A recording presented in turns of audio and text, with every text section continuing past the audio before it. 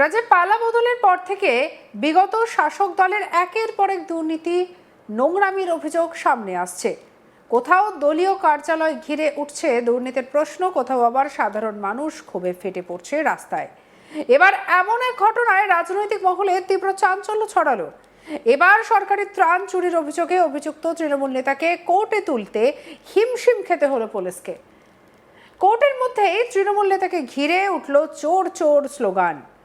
ক্ষমতা পেয়ে সমস্তটাই রাজনৈতিক চক্রান্ত দাবি, পাল্টা দাবি অভিযুক্ত তৃণমূল নেতার। কোর্টের মধ্যে রাজনৈতিক নাটক একেবারে চরমে পৌঁছল। নদিয়ার নবদ্বীপের তৃণমূল নেতা বিমান কৃষ্ণ সাহা, তিনি বর্তমানে নবদ্বীপ পুরসভার চেয়ারম্যান। দীর্ঘ 15 বছর পর পালাবদল ঘটেছে রাজ্যে। তৃণমূলকে হারিয়ে একক সংখ্যাগরিষ্ঠতা নিয়ে ক্ষমতায় এসেছে বিজেপি। পালা বদল হতেই দেখা গেল গোটা রাজ্য জুড়ে তৃণমূলের বিভিন্ন দুর্নীতির ঘটনা একের পর এক সামনে আসছে। ঠিক সেই রকম আরেক দুর্নীতির ঘটনায় উত্তপ্ত হয়ে উঠল নবদ্বীপ। জানা গিয়েছে, তৃণমূল নেতা তথা চেয়ারম্যান বিমান কৃষ্ণ সাহার ফ্ল্যাটের সংলগ্ন বড়ালঘাট স্পোর্টিং ক্লাব নামে একটি ক্লাব রয়েছে। স্থানীয় এবং বিজেপি কর্মীদের কাছে খবর ছিল, ওই ক্লাব ঘরে বস্তা বস্তা সরকারি ত্রাণ বেআইনিভাবে মজুত করে রেখেছে তৃণমূল নেতা বিমান কৃষ্ণ সাহা। এরপরই দেখা যায় এলাকার মানুষ সেই ক্লাব ঘর খুলে দেখে সেই ত্রাণ সামগ্রী বস্তার মধ্যে পড়ে রয়েছে। খবর পেয়ে ঘটনাস্থলে আসে নবদ্বীপ থানার বিশাল পুলিশ বাহিনী। খবর জানাজানি হতেই প্রচুর মানুষের ভিড় জমে সেখানে। এরপর প্রশাসন ক্লাব ঘরের ভেতর থেকে কয়েক লরি সরকারি ত্রাণ উদ্ধার করে। এরপরে সেখানে চোর চোর স্লোগান উঠতে শুরু করে। দ্রুত চেয়ারম্যান বিমান কৃষ্ণ সাহাকে গ্রেপ্তার করতে হবে বলে দাবি ওঠে। এরপর প্রশাসন জিজ্ঞাসাবাদ শুরু করে। প্রথমে একজনকে গ্রেপ্তার করে, পরবর্তীকালে চেয়ারম্যান কৃষ্ণ সাহা তাকে গ্রেপ্তার করে পুলিশ। পরের দিন তাকে আদালতে নিয়ে যাওয়ার সময় যথেষ্ট পরিমাণে বেগ পেতে হয়। অভিযুক্ত তৃণমূল নেতাকে আদালতে নিয়ে আসতেই তার গাড়ি ঘেরাও করে চোর চোর স্লোগান দেওয়া শুরু হয়। কোনো রকমে তাকে আদালতে পেশ করা হয়। আদালত অভিযুক্ত তৃণমূল নেতাকে 6 দিনের পুলিশ হেফাজতের নির্দেশ দিয়েছে।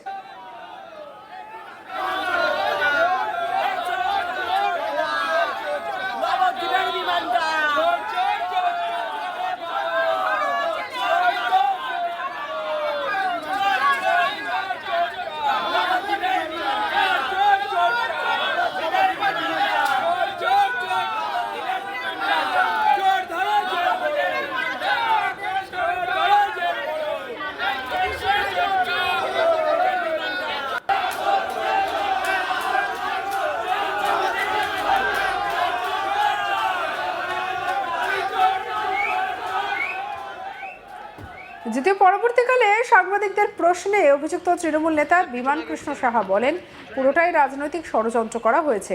ক্ষমতা হাতে পেয়ে ক্ষমতার অপব্যবহার করছে বিজেপি। আমি কোনো দুর্নীতির সঙ্গে যুক্ত নয়। কি বলছে বিমান কৃষ্ণ সাহা শুনবো। বিমানদা কিছু বলবে? রাজনৈতিক শিকার আছে এক কথা, রাজনৈতিক শিকার আছে এক কথা। কারা কারা করেছে মনে করছেন? কারা করেছে যা চলছে বাংলা ঠিক করো ওটা। কাকে মেনশন, কাদের মেনশন করছেন একটু বলুন। বাংলায় যেরকম চলছে সারা বাংলায়। তুমি তো পিছনে উঠবে, তুমি সামনে বলো। আপনাকে ঢিল ছোড়া, জুতো ছোড়া সবই হলো। আপনাকে ঘিরে ঢিল ছোড়া, জুতো ছোড়া, জলের বোতল সবই হলো, কি বলবেন?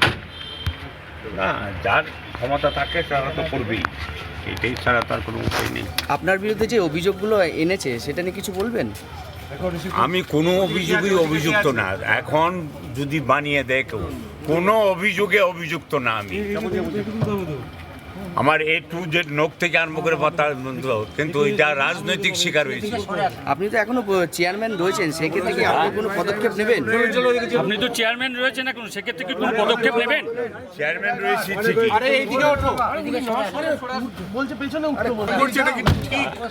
যে অভিযোগ করছে এটা কি ঠিক? ত্রাণের সামগ্রী নাকি আপনারা রেখে দিয়েছিলেন, এটা কি ঠিক? কিসে? এমএলএ ফান্ডের টাকা, এটা চাই আমি নাকি? তো এখন চেয়ারম্যান রয়েছে, এমএলএ ফান্ডের টাকার এখন চেয়ারম্যান রয়েছে, এই বিষয়ে কি কোনো পদক্ষেপ নেবেন? বিমানদা এই একটু পরে কি কোনো পদক্ষেপ নেবেন? কি পদক্ষেপ নেব? আপনি তো আমাদের চেয়ারম্যান আছেন, রাজনীতি- চেয়ারম্যান হিসাবে কিছু যদি নেবেন? যদি মিথ্যে প্রমাণিত হয় কোনো পদক্ষেপ মিথ্যা নেবেন? পদক্ষেপ হলে আইন যা করে এই ঘটনার পর বিমানকৃষ্ণ সাহার আইনজীবী জানান এই কেসের সঙ্গে পুরসভা চেয়ারম্যান কোনোভাবে জড়িত নয়। কি বলছে বিকাশ মণ্ডল, শুনবো আইনজীবীর কথা। আজকে এই কেসটায়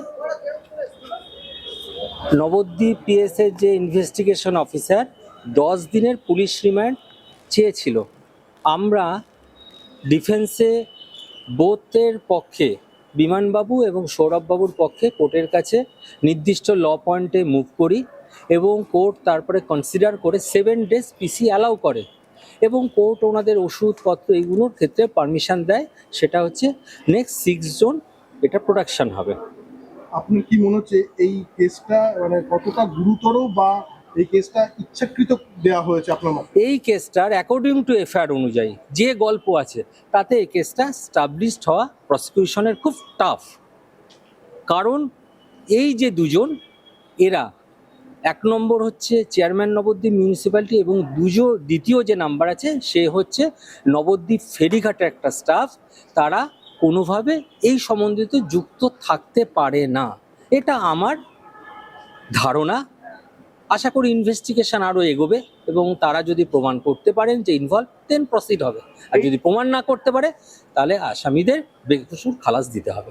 এই অভিযোগপত্রে কোনো রকম কি প্রামাণ্য বিষয় কি যারা শুনেছি একটা ক্লাব থেকে পাওয়া গেছে, সেক্ষেত্রে কি কোনো প্রামাণ্য বিষয় ওনারা অভিযোগপত্রে দিতে পেরেছেন? না, অভিযোগপত্রে ওনারা প্রামাণ্য কোনো বিষয় দিতে পারেননি। তাহলে গোটা বিষয়টি পলিটিক্যাল ভেন্ডেটা বলে মনে করছে?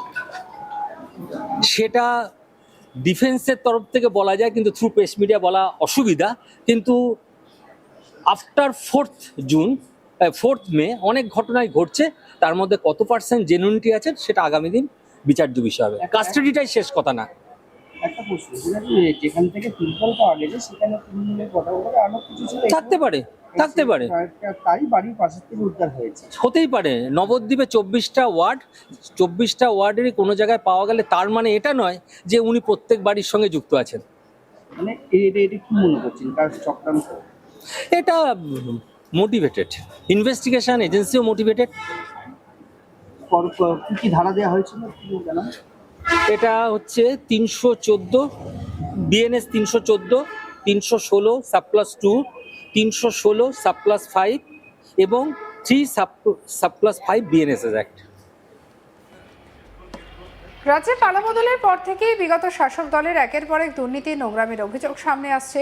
কোথাও দলীয় কার্যালয় ঘিরে উঠছে দুর্নীতির প্রশ্ন, কোথাও আবার সাধারণ মানুষের ক্ষোভ, তা নিয়ে পরিস্থিতি সরগরম। আপনার কি মতামত জানাতে ভুলবেন না কমেন্ট সেকশনে। সাবস্ক্রাইব করুন আজ তাক বাংলাকে।